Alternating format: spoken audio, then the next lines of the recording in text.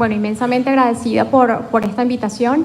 He decidido cambiar un poco la línea de lo que ha sido la ponencia que tenía preparada para ustedes, un poco repetitiva, y me gustaría hablar de lo que es el propósito y de posibles soluciones sin mayores pretensiones, claro está. Yo creo que la magistrada hablaba de algo que es importante, que es el tema del objetivo y lo perfectible.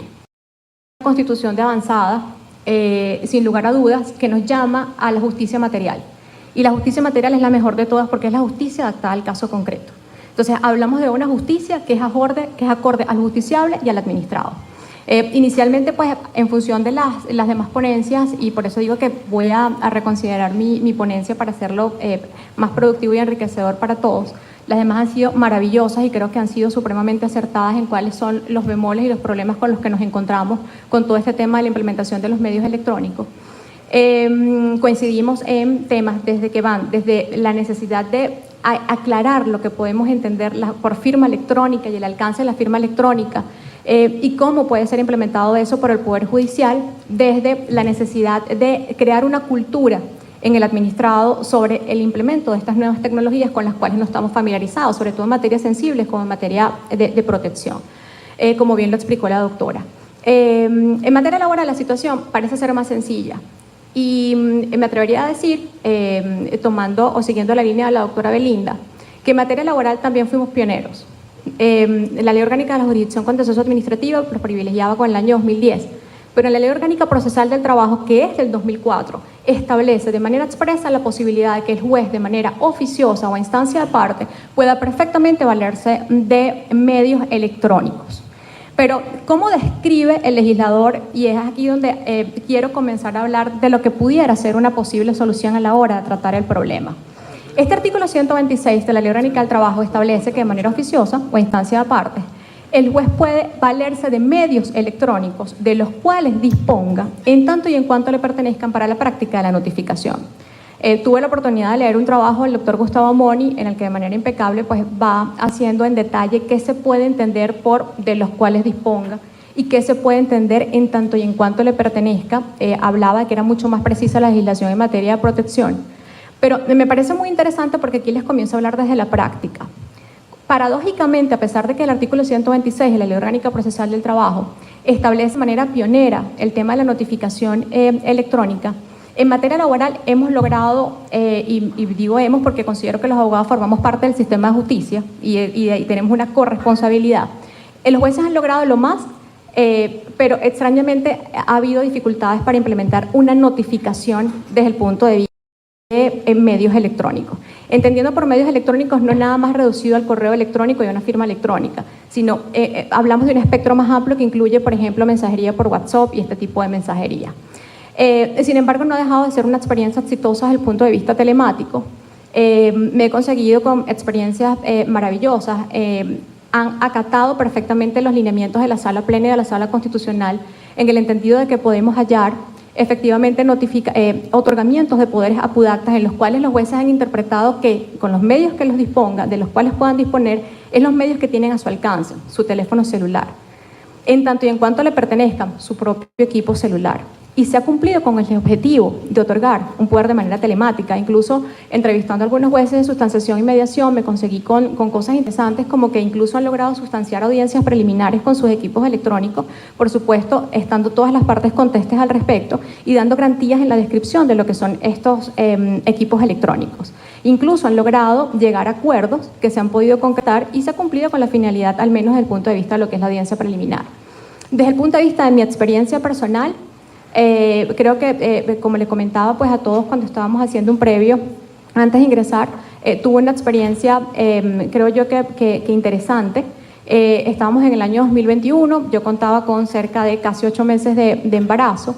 El juicio se tramitaba en los tribunales de Mérida y teníamos una evacuación de testigos. En el 2021 todavía teníamos ciertas restricciones por el tema pandemia, lamentablemente. Incluso los aeropuertos no funcionaban. Eso implicaba que testigos o cualquier partícipe de lo que era la sustanciación del proceso, incluyéndonos nosotros como apoderados, tuviésemos que atravesar todo el país en un viaje de 7, 8 horas, todos en un mismo vehículo, sin saber si alguno estaba probablemente contagiado de COVID.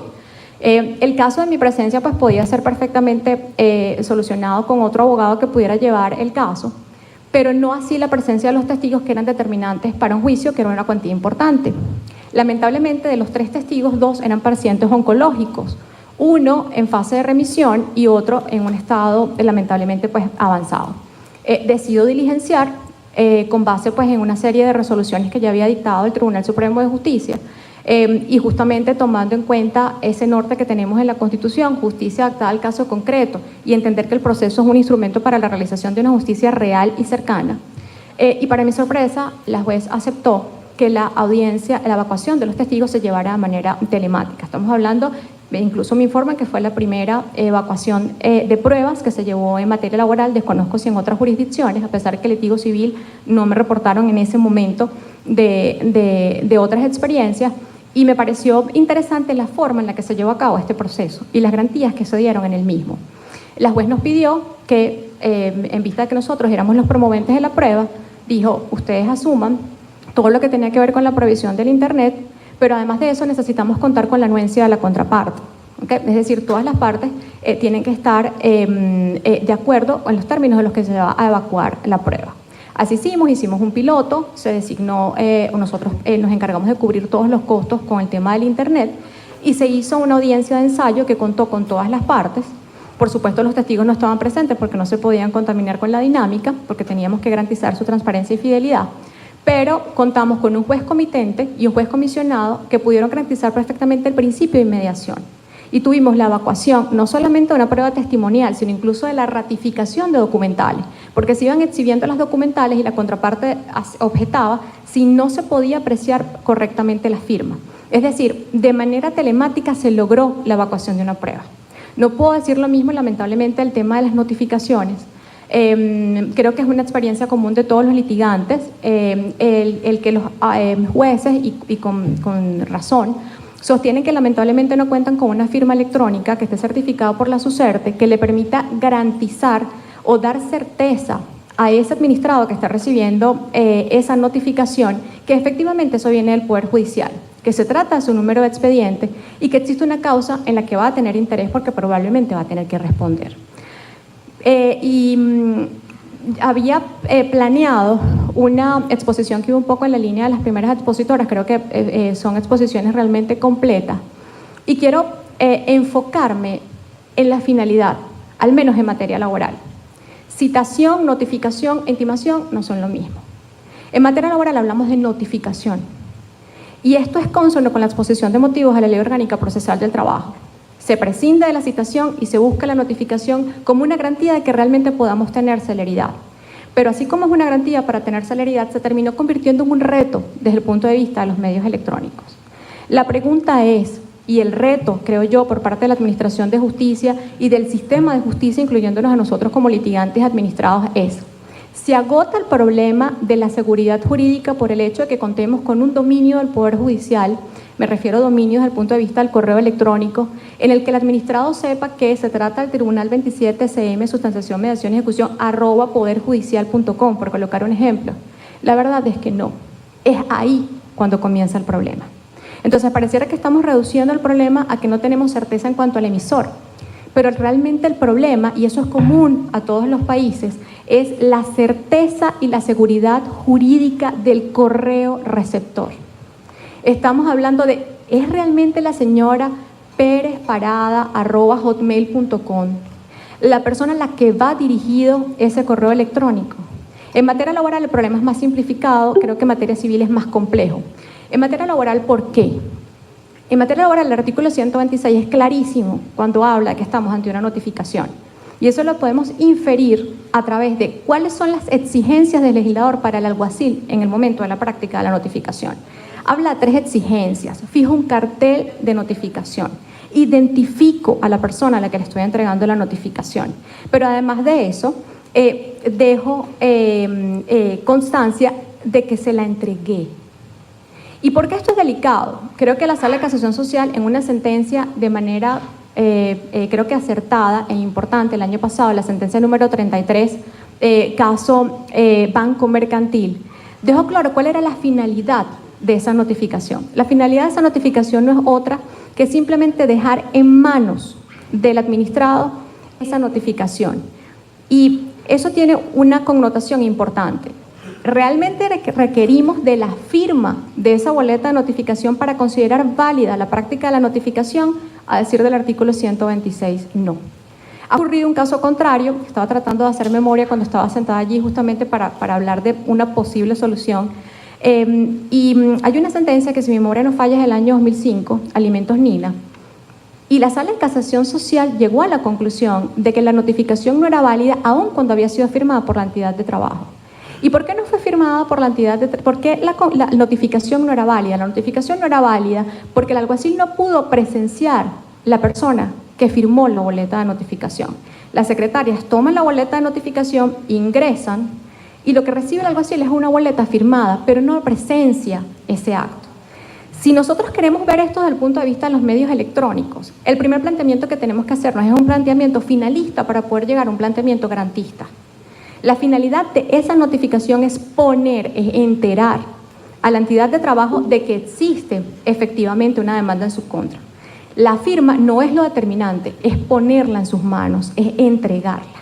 Si nosotros por paralelismo llevamos eso a los correos electrónicos y buscamos esa segunda parte de ese artículo 126 de la Ley Orgánica Procesal del Trabajo, que es la palabra certificación. La palabra certificación viene precedido de lo que es la certeza. Es tratar de establecer un hecho, darlo por cierto. Si nosotros tomamos cómo se practica esa notificación desde el punto de vista in situ, ¿cómo podemos llevar esa seguridad jurídica a un correo electrónico? ¿Cómo podemos reemplazar el hecho de que llega una sede puntual de una compañía que tiene una marquesina, que tenga una persona que puede contestarme su nombre, su dirección? ¿Cómo llevo eso a los medios electrónicos?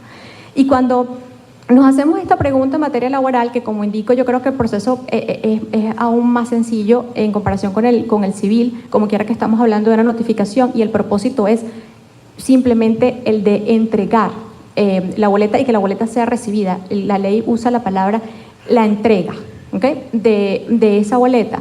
Pues pareciera que es en la certeza de que ese correo electrónico se corresponde con el correo electrónico que es empleado por la entidad de trabajo. Y es aquí donde nos conseguimos con el primer escollo. Cuando nosotros vemos cómo va operando el sistema de justicia, nosotros vemos que efectivamente hay una apertura importante en materia telemática. Incluso hay un impulso importante desde el punto de vista de todo lo que tiene que ver con las notificaciones a través de correos electrónicos. Pero lamentablemente quizás necesitamos alimentar ciertos satélites, ¿okay?, desde el punto de vista de los organismos del Estado, incluso contando con la anuencia y la participación de los administrados, que permitan tener al alcance la certeza sobre esos correos electrónicos. Cuando revisamos la ley, o revisando yo la ley de mensajes de datos y firmas electrónicas, me enfoqué mucho en la palabra recepción, justamente porque ese es el fin que persigue el artículo 126 de la Ley Orgánica Procesal del Trabajo. Y creo que efectivamente pudiéramos tener una solución a ese problema. No es una solución perfecta, pero quizás va en la ruta de lo perfectible, como hablaba la magistrada, y ese tiene que ser nuestro norte, tratar de buscar lo más perfecto. Y la certeza jurídica desde el punto de vista de la notificación electrónica va a estar forzosamente en la certeza de ese correo electrónico y de otra más que hablaré más adelante. Esto lo podemos obtener a través de sistemas informativos que sean usados de manera frecuente por el administrado. Está en la ley de mensajes de datos y firmas electrónicas. En el artículo 11.2 se establece expresamente que cuando el destinatario de una información que deba ser vertida en un mensaje de datos no facilite cuál es ese sistema de información que va a emplear, salvo prueba en contrario, se va a presumir que podemos perfectamente utilizar ese sistema de información que usa de manera frecuente. En materia laboral tenemos mecanismos que nos permiten identificar cuál es ese sistema de información frecuente. Y les coloco un ejemplo, tenemos el Registro Nacional de Entidades de Trabajo. En el Registro Nacional de Entidades de Trabajo, forzosamente, la entidad de trabajo tiene que indicar su correo electrónico. ¿Y cómo podemos salvarlo de frecuentemente? Tenemos organismos del Estado como el Banaví o el Seguro Social en el cual hay que hacer declaraciones trimestrales. Es decir, no se trata del correo electrónico que trajo el trabajador por su cuenta diciendo que es el de la empresa. Tenemos un organismo del Estado dando cuenta de que efectivamente ese es el correo electrónico que se utiliza y es el que además se usa de manera frecuente. Ahí estamos de la mano con la ley de mensajes de datos y firmas electrónicas. Entonces sí tenemos cómo obtener certeza. Porque, insisto, creo que lamentablemente se ha agotado el problema en verlo como que es que no es que la Administración de Justicia no tiene un correo electrónico con un dominio, no, es que cuando lo tengan es ahí donde va a comenzar el problema. Es ahí donde vamos a decir, ¿cómo podemos considerar válida una notificación si no tenemos certeza del correo electrónico a quien se lo estamos dirigiendo? ¿Cómo podemos reemplazar la certeza que nos da ese trato personal del alguacil como auxiliar de justicia? Y pareciera que es allí. Me gustaría comentarles un poco que a raíz pues, de todos estos temas tuve la oportunidad de revisar la legislación colombiana y los últimos pues, avances de la legislación colombiana y creo que pudiéramos hallar allí, si no un modelo, por lo menos un referente. En Colombia se está manejando ahorita una especie de sistema dual. Desde el año 2022 están trabajando con la ley 2213 del año 2022. Y me pareció muy interesante porque cuando se plantea justamente la duda sobre el correo electrónico, porque tenemos dos problemas, el correo electrónico y la certeza de que lo recibió. No estamos hablando de que acusó recibo en materia laboral, por eso digo que el problema es menos complejo en comparación con materia civil y en materia de protección, como bien lo dijo la doctora con el acuse de recibo. Estamos hablando de la garantía de que lo recibió y que efectivamente es el correo electrónico. Lo que se exige, de acuerdo a esta legislación colombiana, es que el abogado tenga que facilitar un correo electrónico en el cual indique la fuente de cuál proviene ese correo electrónico de su contraparte. Puede ser porque cruzaron correos electrónicos en algún momento o incluso me comentaban algunos procesalistas colombianos que existe la Cámara de Comercio. En la Cámara de Comercio los comerciantes tienen que registrarse e indicar cuál es su correo electrónico. Pero además de eso hay como una especie de exigencia por parte de la administración pública para nosotros como litigantes. El artículo 8 establece expresamente que es bajo juramento, gravedad de juramento que se debe indicar ese correo electrónico. Es decir, nosotros como actores de la Administración de Justicia pasamos a ser corresponsables de que efectivamente esa seguridad jurídica viene de manos del propio administrado. Entonces, se han dictado sentencias interesantes, con unas puedo estar de acuerdo, con unas puedo no estar de acuerdo, en las cuales los tribunales colombianos han llegado a la conclusión de que si se verifican estos dos presupuestos, es decir, existe prueba por parte del abogado de que esa dirección de correo electrónico perfectamente se corresponde con alguna cuya fuente sea comprobable, certificar, ya que voy con la segunda parte que pudiera ser de utilidad de acuerdo a esta legislación, se pudiera certificar que el correo fue recibido, entonces podemos hablar de una válida notificación. ¿Cómo podemos saber que ese correo fue recibido? En el caso de los colombianos, ellos tienen proveedores certificados que tienen una doble función. No solamente envían el correo, sino que además de eso tienen un sistema que permite verificar que el correo entró en bandeja. Y el Tribunal Supremo o los tribunales colombianos han llegado a la conclusión de que la notificación se considera válida no porque se logre comprobar que el correo fue abierto, sino porque el correo entró en bandeja. Es decir, tenemos un sistema interesante porque no solamente permite tercerizar en el buen sentido de la palabra lo que es el tema de la notificación, tenemos a un imparcial que es calificado previamente por el Estado para poderlo hacer, que es lo que ellos llaman, creo que servicio postal de certificación, creo que es el nombre, y este servicio postal de certificación permite estas dos funciones. Ellos tienen que ceñirse a través de unos parámetros que previamente pues, han recibido de la administración pública, los abogados también deben indicar cuál es la parte, el número de causa, incluso adjuntan de una vez lo que sería la autoadmisión, adjuntan todo. No solamente practican esa notificación, sino que además certifican que efectivamente entró en la bandeja con día y hora. Entonces pareciera que eso nos acerca, nos pone un paso más adelante con el tema de la certeza. ¿Y por qué el tema de la certeza es importante? Porque nos garantiza la seguridad jurídica. Nosotros no podemos olvidar que todo lo que tiene que ver con notificación, citación, son instituciones procesales de orden público y probablemente son la máxima garantía del derecho a la defensa del debido proceso. Y no solamente en Venezuela, es común. Entonces, yo creo que pareciera que sí tenemos camino, sobre la base de que tenemos que entender que somos un sistema de justicia que comporta que todos los actores tengamos que participar.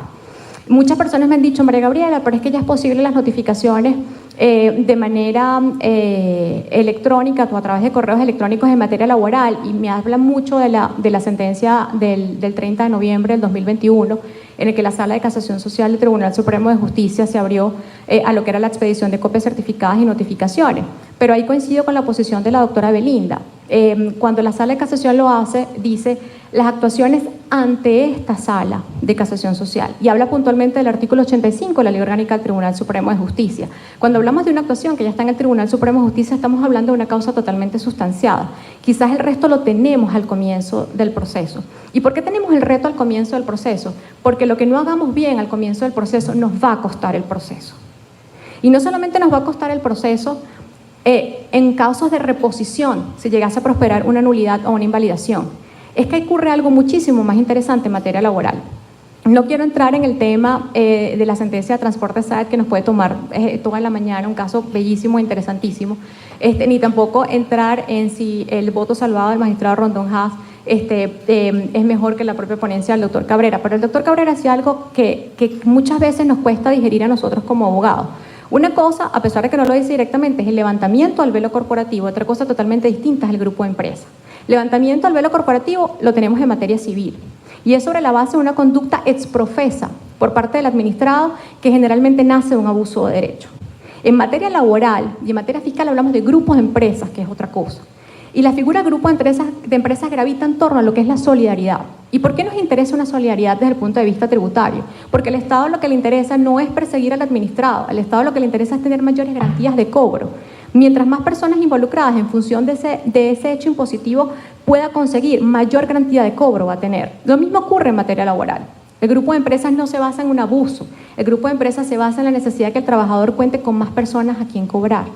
Y básicamente eso se acompaña con el espíritu del artículo 151 de la Ley Orgánica Procesal de Trabajo, de la Ley Orgánica del Trabajo, que arrastra a los mismos accionistas. Es decir, lo que buscamos no es castigar, lo que buscamos es que el trabajador tenga mayor garantía de cobro.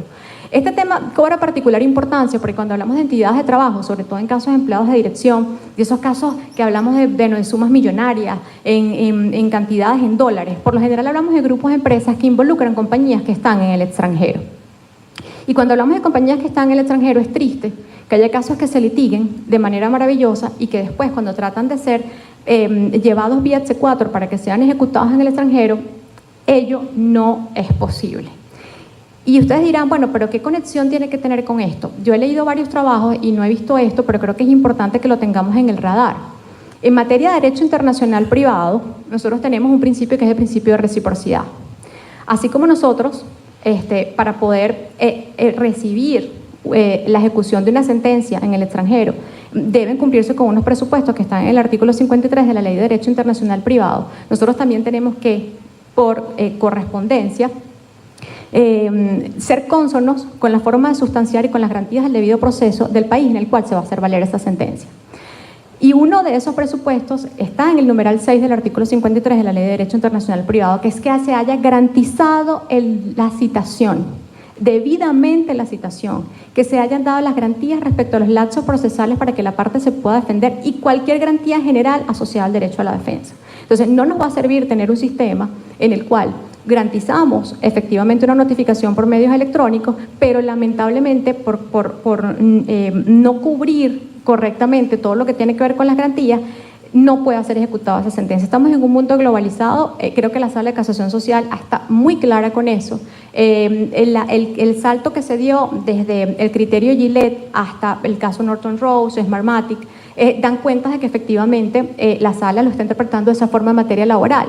El tema de la notificación es un tema que incluso trasciende y que implica que pudiera haberse comprometido un fallo en perjuicio de un trabajador, como quiera que no se pudieran haber dado las garantías suficientes para que se pueda llevar a cabo. Creo que al final del día la voluntad está, sin lugar a dudas, el hecho de que un juez tome su propio equipo celular con sus propios gastos y que además de eso garantice el derecho a la defensa de las partes, dejando a través de un acta la certeza de que efectivamente se cumplieron con todas las exigencias que están en la ley. incluyendo pues la identificación del equipo, que trate de por lo menos adecuarse al uso de estas nuevas tecnologías, ya es un paso importante al menos en materia laboral. Nosotros tenemos una mora con el artículo 126 de la Ley Orgánica Procesal del Trabajo, pero eso no desdice de que efectivamente el empleo de medios telemáticos en materia laboral, yo como administrador soy prueba de eso y como litigante, han sido de grandísima utilidad. Creo que el reto, insisto, debe estar en la certeza, en la seguridad, y eso nos compromete a todos, no solamente a los magistrados, a los jueces, sino a nosotros también como abogados, en el entendido de que tengamos la diligencia y la probidad en la facilitación de todo lo que tiene que ver con la efectiva notificación, bien sea con el trabajador que suministra el correo electrónico de la entidad de trabajo, bien sea a través de la entidad de trabajo que diga, ¿sabes qué? No lo tengo en mi bandeja.